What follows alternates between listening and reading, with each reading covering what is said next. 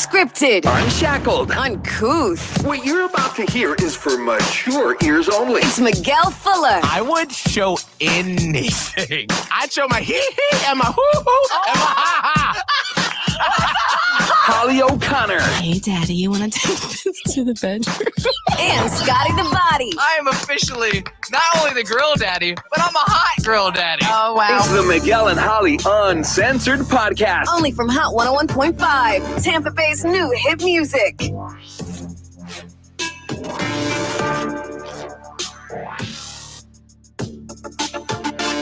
And welcome to another Miguel and Holly Uncensored. Yes. We are decked out. You can check out the YouTube channel, Miguel and Holly YouTube channel. We're decked out in St. Patrick's Day. Gear.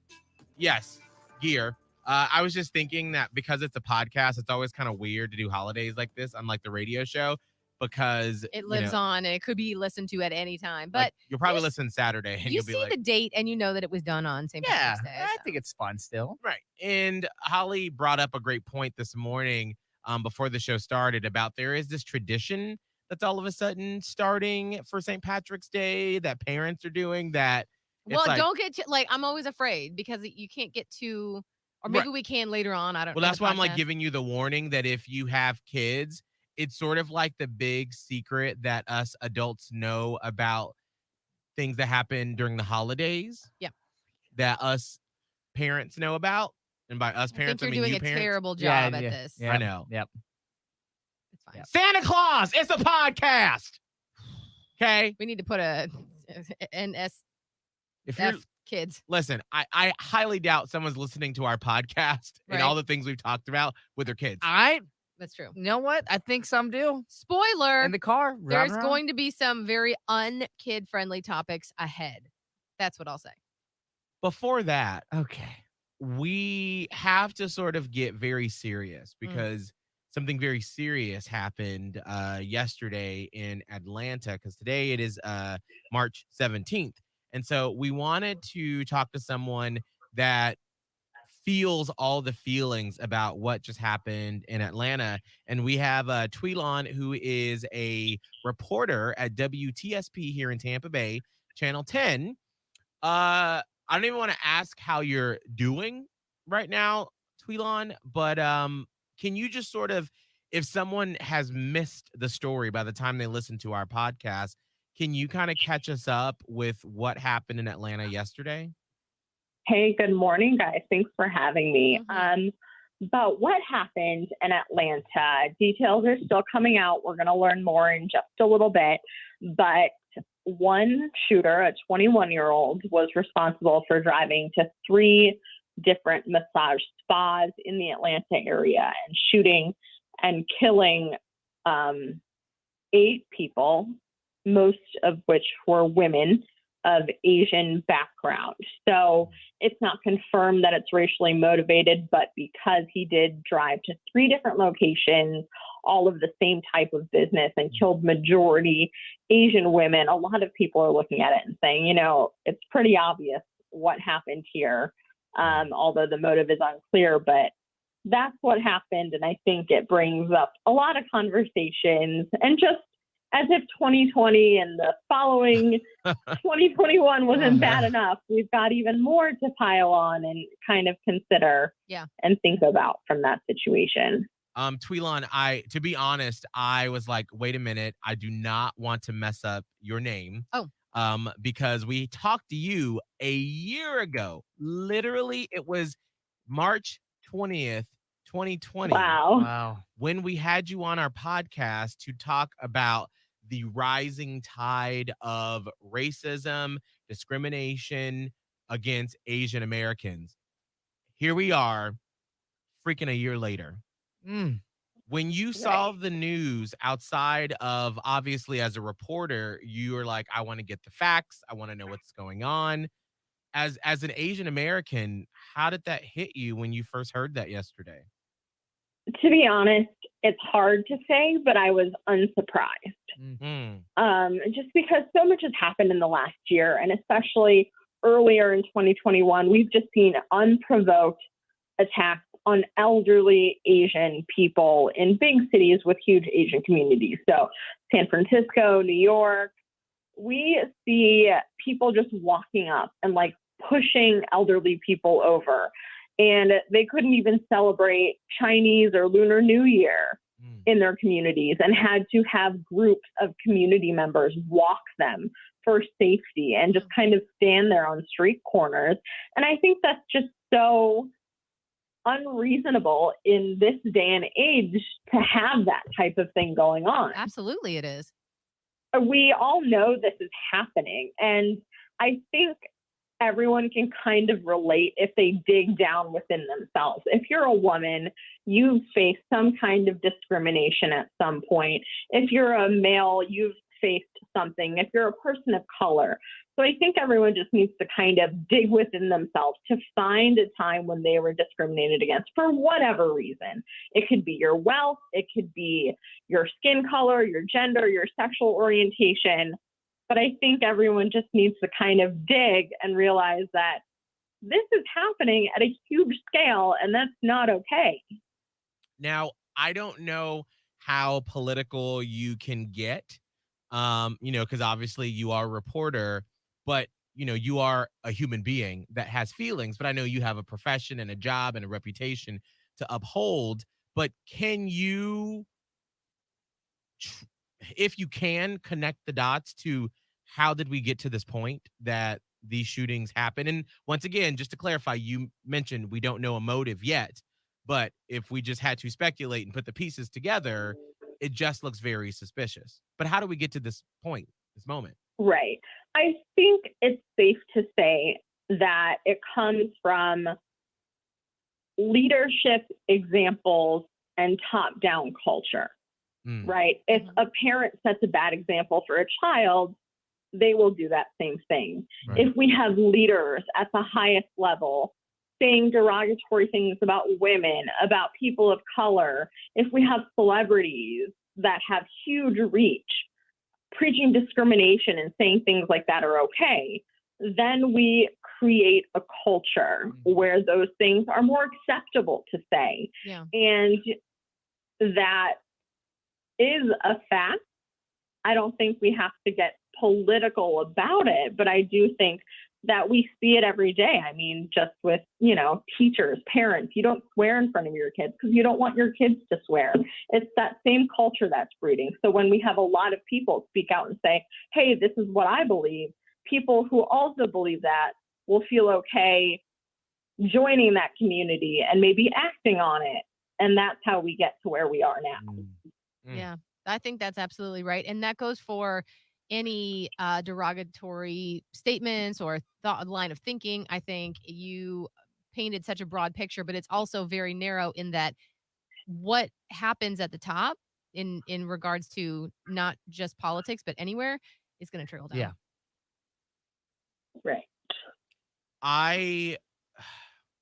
On days like this, when you hear news like this, you just want to shake something or someone, or you want to do something to make it better, because it just seems you can't piece together why.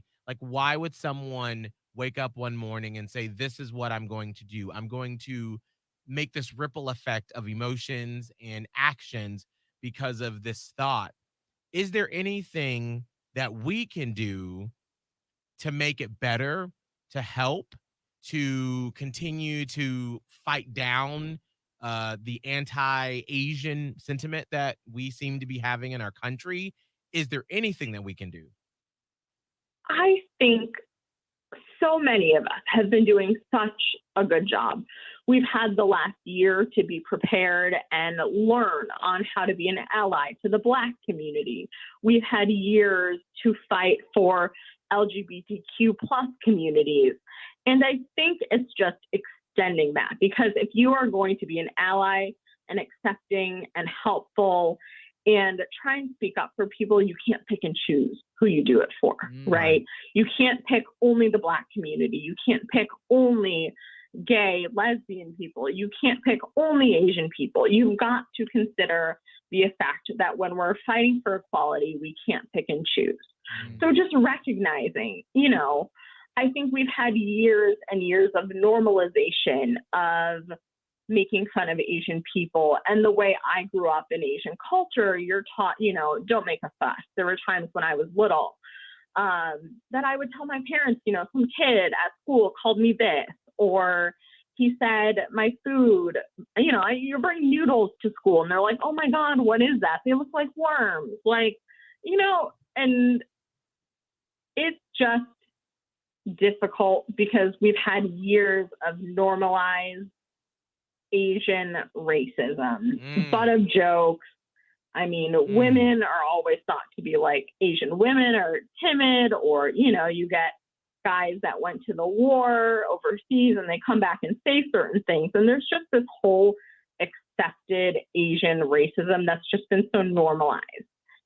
And I think the Asian community has kind of taken it sitting down for a really, really long time. So just recognize what's going on. Reach out to somebody that you know. Don't do it in a way that's like, hey, you're Asian. Are you sad? Right. You have to reach out and be like, I'm just here and I'm listening. And if you want to talk, that is what would make me personally feel better, Just knowing that people are listening. But having people reach out to be like, oh, you're Black, how do you feel? Or you're Asian, how do you feel? Feels a little disingenuous and a little more racist than it's intended. It comes from a good place. We understand that. But I think just like letting people know that you understand and you're listening is the most important part. And I think too, in understanding, going through this summer, with George Floyd and Black Lives Matter, and literally the week after George Floyd died, I mean, there were people that I had not spoken with in years who were sending me text and Facebook messages or Insta messages. And they were like, hey, are you okay? And I was like, how do you answer that? Right. Like I understand. How do you answer that? Right. Well, I'm fine, but the Blacks as a whole, we're taking a hit. Like, what do you say? But like you said, Thuy, it's like you understand they're coming from a place of wanting to care. They felt something. Right, exactly. And so I think what you're saying is perfect. It's just like when I messaged you this morning, like I was like, hey, first off, just want to know I'm thinking about you. Like I understand before anything else. And if you feel up to it, we'd love to get your perspective. But as I'm listening to you speak, I understand now of like some things that I have done or said that weren't appropriate or were helping to continue with anti-Asian behavior. And so as I'm listening to you tell your story, I'm like, all right, I got to check myself. I got to change this. I got to do this. And so that's why I think what you're saying is so important, is not just saying, hope you're okay, or how are you feeling, but like, tell me about your experience. Tell me about why this hurts you so much so I can understand and I can do better, because none of us are perfect. Not one of us walking this earth is like, I am totally unbiased. I am totally without any sort of biases or anything. Because if you were to ask the internet as a whole, there's a lot of perfect people out there trying to act as they do no wrong. Exactly. And then they have the right to go forth and tell everybody else how they're wrong. Right. So it's unfortunate that those people exist, because it's adding to the problem. Mm-hmm. They're actually adding to the problem instead of helping. So that sucks too. Absolutely. Right. And it's the same thing when people say, like, I don't see color, I don't see race.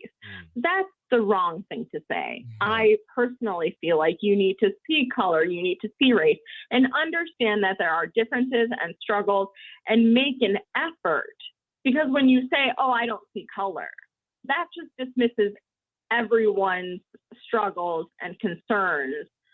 And it honestly, I personally feel like it makes people seem a little more ignorant when they say, I don't see color, because that just invalidates everyone's personal struggles and issues. It's ignorance. I think it's rooted in ignorance, which I think there's a way to tell people like, hey, maybe in the 90s, it was cool to say, I don't see color, because that was like at the time that was groundbreaking, right? Right. But now it's like, okay, well, we've learned that you do need to recognize color, Yeah. but then go the extra step. Like someone saying, well, I don't see color, just basically says to me, there's no problem here. So what do we do? I'm not the problem. There is Right. no problem. There is a problem. Mhm. And you're adding to it if you're not actively trying to make it better. Right. It just takes a little bit of recognition. And I think that's all anyone in this situation wants. You know, just the understanding Yeah. that there is a struggle, that there are issues, and that we're going to work towards them. Because if that's something you believe in, if you believe in equality and treating everyone fairly, then you understand what's going on. And then you say, you know what? I understand. I understand what Black people have gone through. I understand what women have gone through. I understand what LGBTQ people have gone through. I understand what Asian people are going through. And I am going to consider that when something happens like this. Yeah. Have you experienced any latent racism or biases in your career as a journalist? I think absolutely. And especially now, I mean, there's this whole movement to be woke and we're diverse and we're telling all these stories. But sometimes it does get exhausting. Mm-hmm. I mean, when you look at Tampa Bay news in general and the reporters on air, there's not many Asian faces, right? And so, especially at my station, I'm the only one. And so I know it comes from a good place. And I've gotten emails that are like, oh, here's this story about Asian discrimination that I think you would be interested in. And I'm like, no, I know that's happening. This story is for you to read, for you to understand. And so it comes from a good place when people are like, you know what? This is a great story. I think we should do it. We should talk about this. Yeah. And I think, yes, absolutely. We should talk about Asian discrimination, but it doesn't fall on the shoulders of your only Asian reporter. Yeah. Right. Black stories don't fall on the shoulders of your single Black reporter or anchor. It should be a conversation. I mean, it's uncomfortable and we're not there yet. Right. Where everyone can say, you know what, I'm going to tackle this story regardless of my personal race or religion or whatever. Right. But that's just what I've been feeling lately is just like, oh, this Asian discrimination is happening. Would you like to do this as a story? Yes, absolutely. I want to share what's going on. I want to share. But just the consideration sometimes of like, oh, you know, maybe we should mention in the show as a whole. It's not solely my responsibility to talk about the Asian issues. Right. That totally makes sense. It does. I feel I totally feel you on that. I mean, someone just pointed out the other day, they were like, are you, Miguel, the only gay Black man hosting like a top 40 morning show? And I was like, as a radio nerd, I don't know of any. Like there may be in like a smaller city somewhere, maybe, but like I don't know of any. And I hope that as we progress, that you can see different types of faces on the news, hear different types of stories and voices on the radio. And I think that what you said earlier about how your parents were like, well, just put your head down and like, it's going to be okay. Yeah. I think it's so important for you to continue to tell your story. And I'm so glad that your station is allowing you to be able to be upfront and to tell that story, because it's so important for us. If we're going to progress, we have to understand what makes people hurt and what the things we're saying, how it affects other people.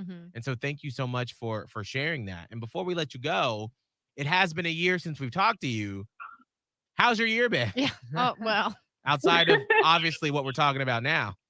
Right. It's been with, I just want to say, just don't get me wrong. I love working at my station. I am so grateful to have these opportunities to tell the stories that I'm telling because they're not getting the representation where they should be.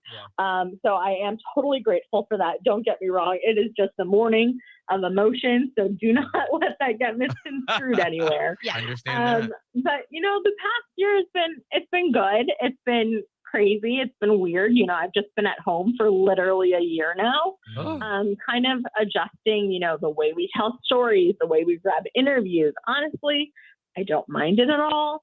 I do miss the opportunity to go out and, like go shopping in public if I want to, or like go out and eat at a restaurant and not be super worried about the people around me. But other than that, like I've been home with my now fiance. We got engaged in the last year. Congratulations! Thank you. Yes. It's been a wonderful bright spot of all the crap of 2020. And like throughout the pandemic, we realized, you know what, we're really compatible and we're really great for each other and we're not sick of each other. So that was a win, and I will take that any day. That's a good test. Heck Amen. yeah, it is. When did you get engaged? October. October. Oh, right around the same time I did. Well, congratulations. Yay, congrats. Thank you. Have y'all set a date yet or anything? We have not. We started looking and planning, but then COVID uncertainty has just been so tough. Yeah. And then people are like flocking to Florida to have their weddings because of the lack of restrictions. So anyone else that had a date in 2020, 2021, they're all pushing, and like the next 2 years are booked out. So I'm like, I don't know what we're going to do. Like, have you picked a date? Yeah, we did. I mean, I figured as much that it would be kind of crazy. And so, I mean, literally the weekend after the engagement happened, we put plans into motion because I'm that crazy person where I was like, we need plans now. Yeah. And so we picked a date. It's 1/22/22. So it's going to be in Love it. January. So keep our fingers crossed that everything is fine. We're okay by then. Hope. Wonderful. That's awesome. Yeah, and our families are from two different places. I'm from Wisconsin. My fiance is from New York. Buffalo area. So it's just like, where do we have it? Where's going to be convenient? Where's going to be fun? Oh, so tough. Yeah, that's a tough call. So, and you know what? This is a good time to kind of take the time and then figure out exactly what you want so that you can spend time planning. That's fine. Don't rush, girl. Don't rush like I did. Enjoy. It's expensive. Yes. Yes, it is. Oh, God. Yes, it is. If y'all need like somebody to come sweep the floors at WTSP for a part-time job, I might be doing that this summer to pay for this wedding. Oh my gosh. It like blew my mind. I'm like looking at stuff and I'm like, why does it cost $200 to feed a distant relative that I don't even like? Yeah. Oh, it's man. a mess. It is so The true. wedding industry is just trying to rake y'all over the coals. They are, and they're going to get the money too. Oh my gosh. Well, Tweelon, thank you so much for opening up and helping us understand a little bit more what our Asian brothers and sisters are going through today. And then as we understand more about why this person made this decision to change people's lives like this, just know that we're thinking about you, and thank you for helping us understand a little bit more. Thank you. Thank you for having me. All we need is a voice and people to listen. So thank you for giving me that. I appreciate it very much. Absolutely. And when are you on? When can people see you on WTSP Channel 10? Early morning, friends, from 5 a.m. to 7 a.m. I'm on Sunday through Thursday. Okay. Wonderful. Awesome. Well, check her out, Tweelon, on WTSP.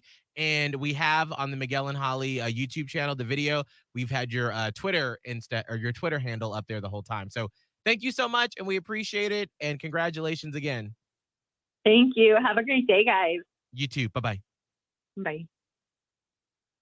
So interesting. Yeah. And I love hearing from other minorities because as a Black gay man, like my entire existence is a minority. Yeah. And so I find it interesting and fascinating to hear from another minority on what their struggles are. And it really makes me check, what I say and what I do, and makes me want to be better and be a better ally to help. Because I had no clue that was part of Asian culture, is to sort of just not say much and just to sort of let it ruffle the feathers. Yeah, you don't want to ruffle the feathers. It's very much a culture of respect, honor, and not they're not allowed people. Right. Like, so it's, when she was saying that, I was like, yes, this makes 100% sense. I absolutely get it.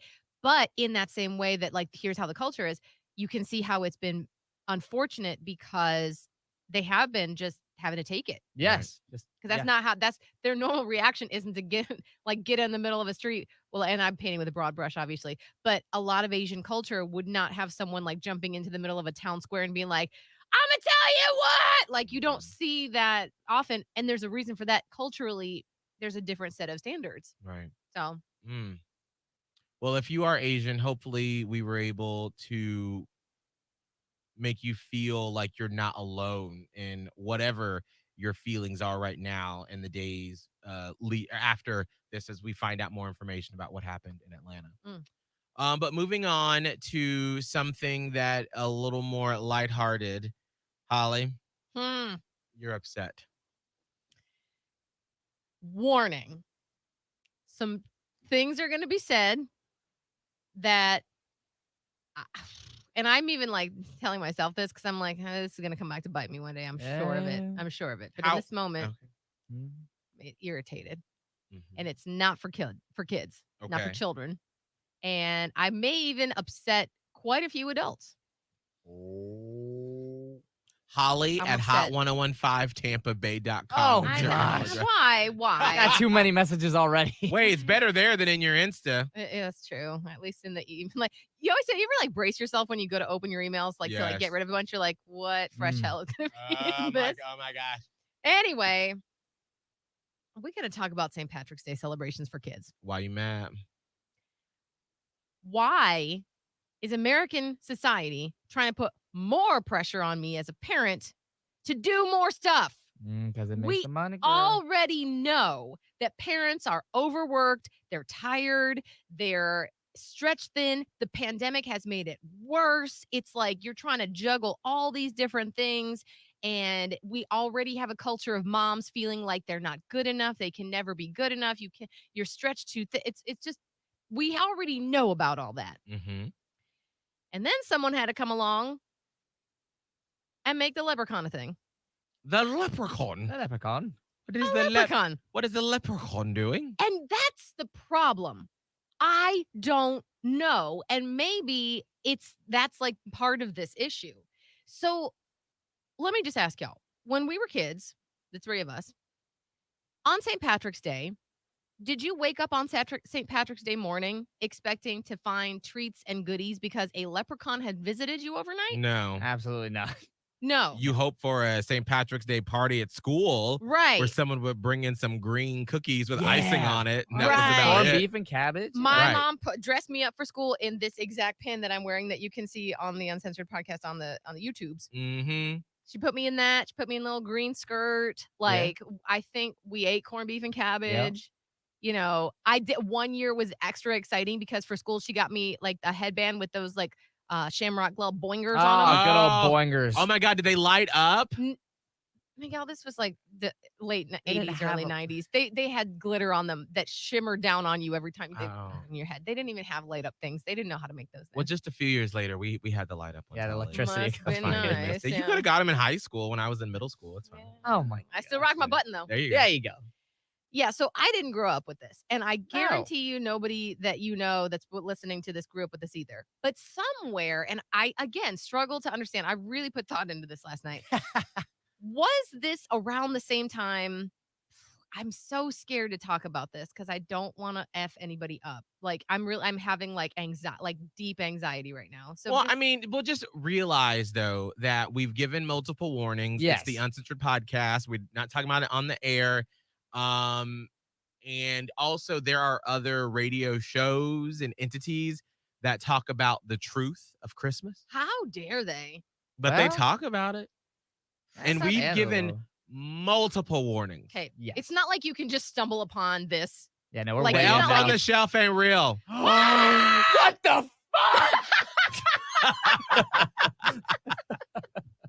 God, I wish this could be a promo.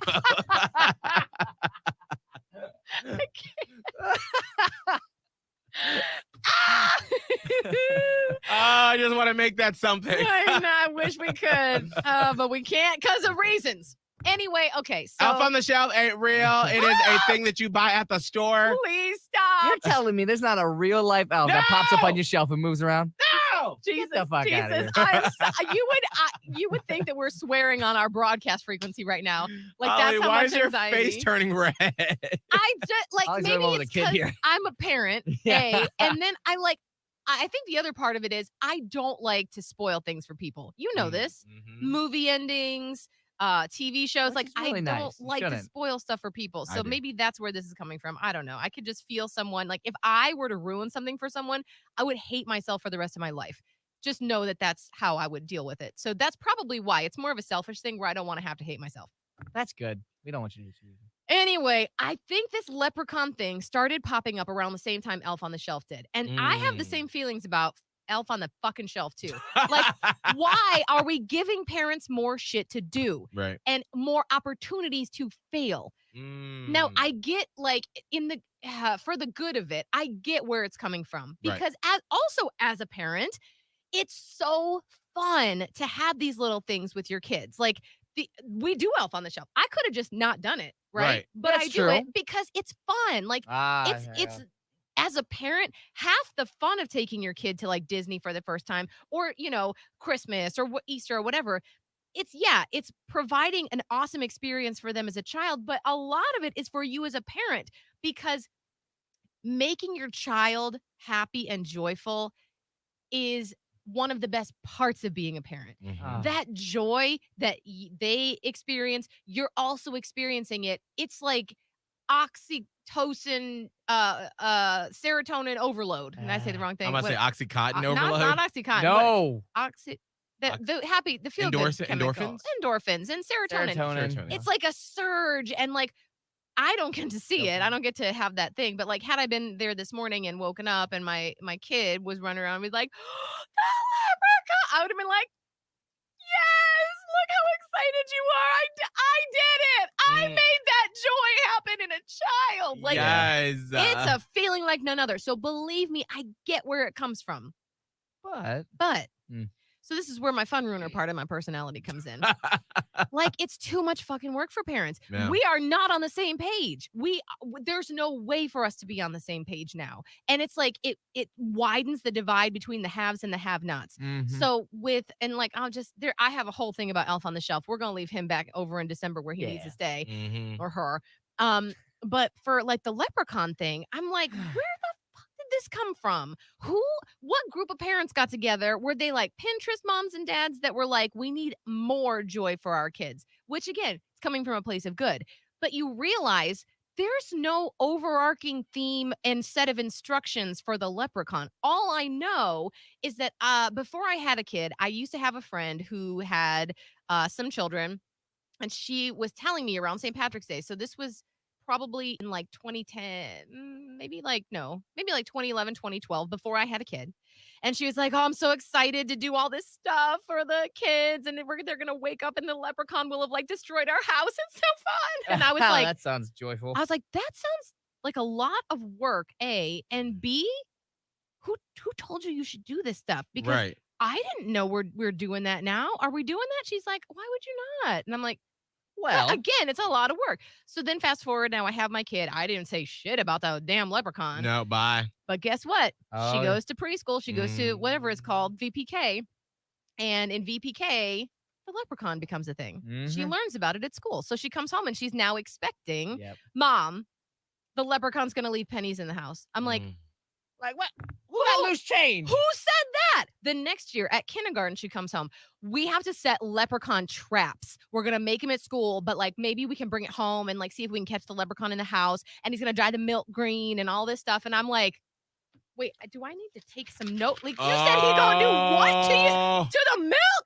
I'm like, not taking notes. And I'm starting to feel frantic because I'm like, if I don't do this, I'm bursting a bubble that has already been created And for you my didn't even kid. create it. And I didn't have anything to do with it. First grade, the same thing happened. Now we're in second grade. Oh, And gosh. so they didn't do leprechaun traps at school this year. And so when she was like, "We got to do a leprechaun trap at home." And I'm like, I don't even know. Like, what do you do? How Just is get a there dog like, cage. and I'm like, with what? Do we put a box and like put a paper towel holder in it? Like, this seems like a lot of work that we got to study for your science test. You have a test about Mozart coming up. We got to do your daily math page. We Oh, got to do Lord. your spelling words. We got to do your reading log. And now you're telling me we got to do a leprechaun trap? What do Oh. leprechauns eat? I don't Humans? know. But Oh. that's the thing. Like, I don't know. Somewhere else in the I'm sorry, I feel like I'm talking a lot, but this is really helpful for me to get it out. So somewhere in the world, like there's all these different versions of like the leprechaun. So what does he do? Where does he go? Is it like the elf on the shelf? I don't know. And frankly, when you Google it, there's too many different versions. And I see all these other people that are my friends, and I've seen them on Facebook and on Instagram today, and they're like, here's our leprechaun trap. I'm like, well, pin a rose on your fucking nose. Oh, wow. I'm That's not the actually problem, mad at yeah. them. I'm not actually mad at them, but but you I'm have to mad that compare. we have to do it. Ooh, I'm stressed out now. I know that sounded like so much Okay, stuff. Let and- me ooh, tell you God. what I'm wrapping this up, I promise, but let me explain last night to you. So on the way home from school, I'm driving Maya and her friend. I drive her friend home on Tuesdays and Thursdays. Oh. So they both get in the thing. They're like, "We're so excited for the leprechaun!" Immediately, panic mode sets in for me. So they get in the car, and Maya's like, "Oh my god, the leprechaun!" And I'm like, "Hey, whoa, the leprechaun is not a thing." And both of them went, Oh. and I was like, "Oh my Oh, god!" You ruined it. You just said Santa Claus ain't real. I basically did that. Mm-hmm. And Maya started crying. The little girl was silent. I go, "Oh no, I mean a thing." Yeah, you misunderstood what I meant.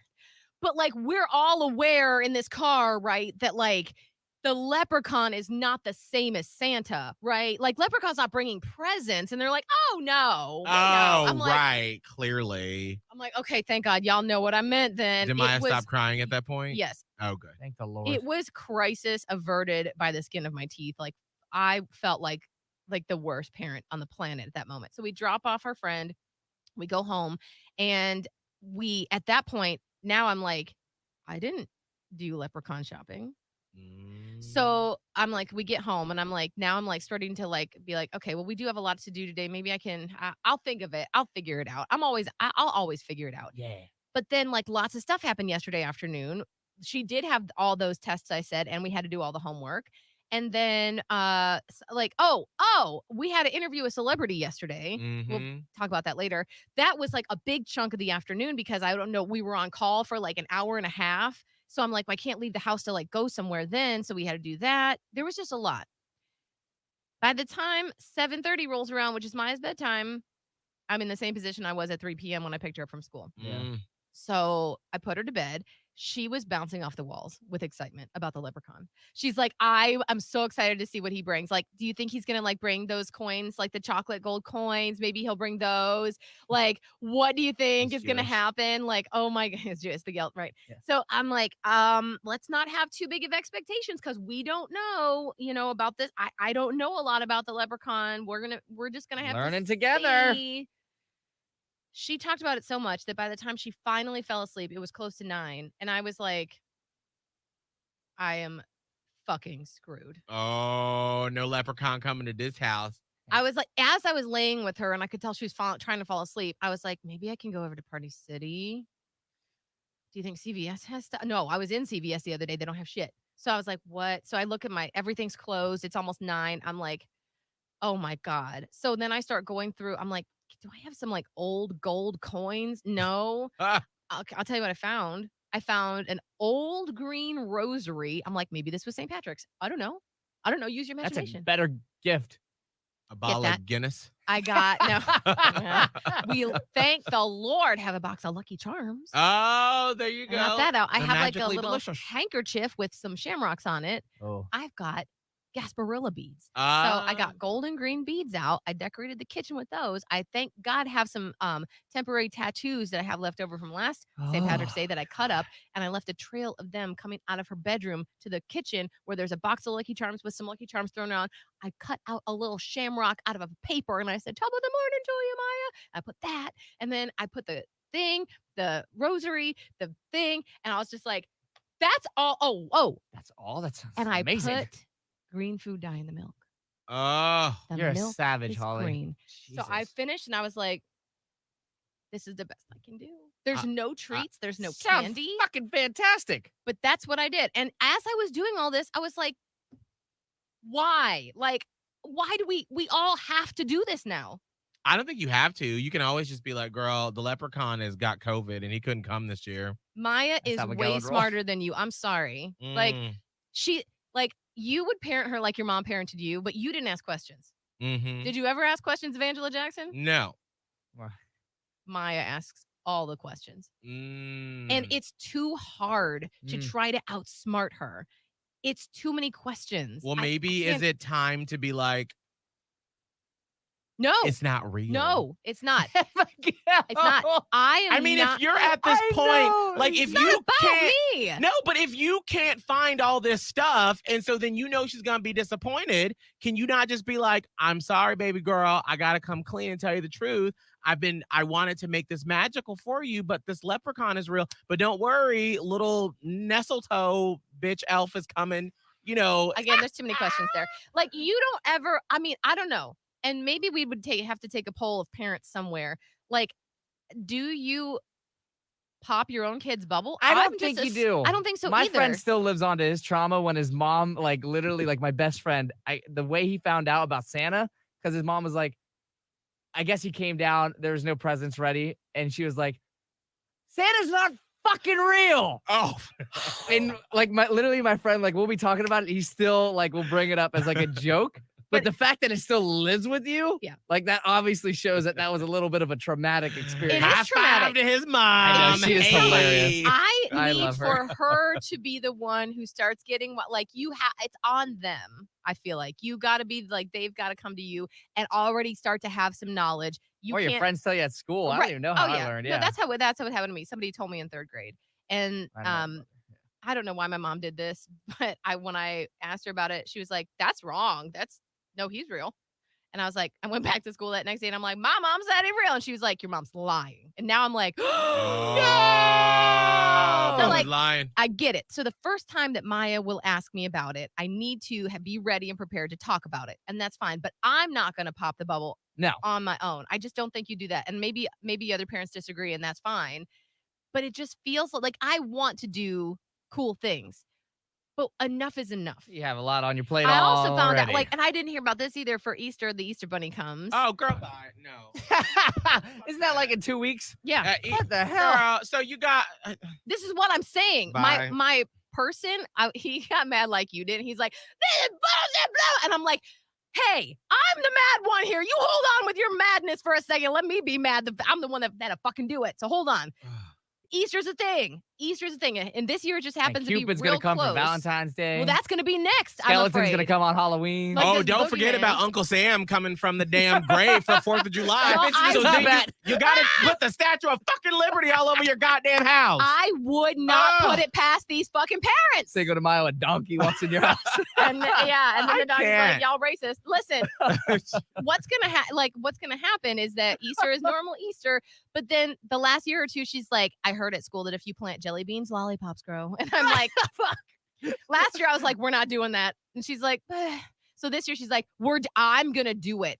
And I'm like, this is the stupidest fucking thing I ever heard. How do you even make that work? So what's gonna happen is she's gonna plant those jelly beans and they're not gonna grow into lollipops. And I'm gonna be like, I guess that one was a myth.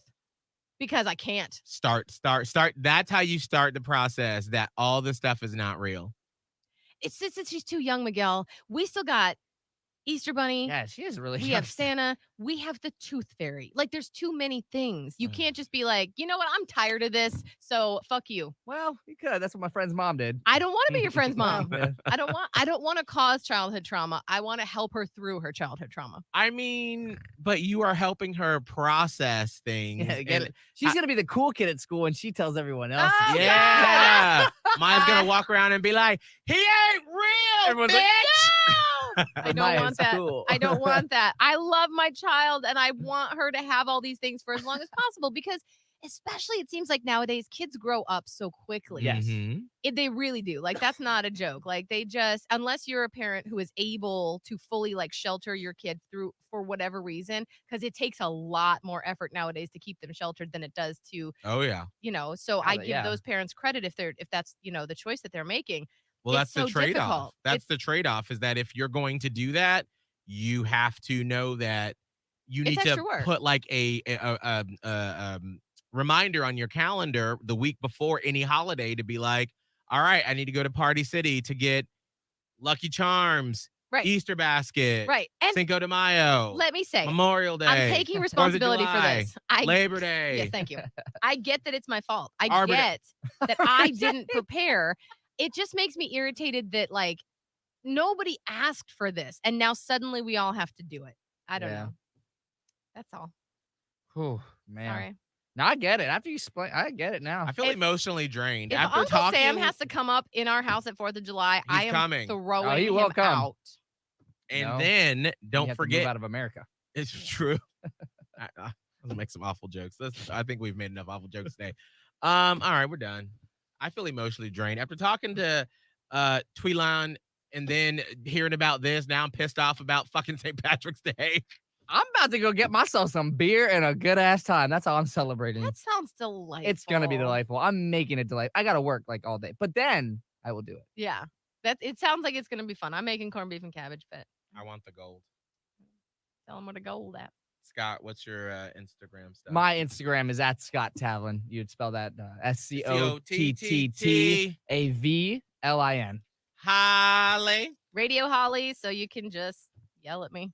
Oh, geez. Listen, if they made it this far, Instagram, they're TikTok, fine. and Twitter. That's fine. Listen, if you've stuck with us this long in the podcast, then I think we're good. We can have these open and yeah, we honest should be able to talk conversations. openly like this. Yes. I let's needed all an be outlet. Like I human. really wanted to talk about it, but I'm still so scared. So just know that I apologize if I ruined anything for you. All right. And I also want to say thank you to the Miguel and Holly Platypus Posse Yeah. that have been watching this on the Miguel and Holly YouTube channel and leaving comments. We try to always respond to you on there. So thank you so much for leaving comments. And if you want to please leave us a review on Apple Podcast, on Spotify, iHeartRadio app, wherever you listen to the podcast, leave us a review. You can also follow me on any of the platforms at Miguel Fuller. And if you want a Miguel and Holly sticker, just shoot me an email, Miguel@hot1015tampabay.com. Bye, Scott. I always do you first, so you can hit the button. Catch up with the previous episodes of the Miguel and Holly Uncensored podcast from Hot 101.5. Just hit up the Hot 101.5 app, Spotify, and Apple Podcasts. Search Miguel and Holly Uncensored.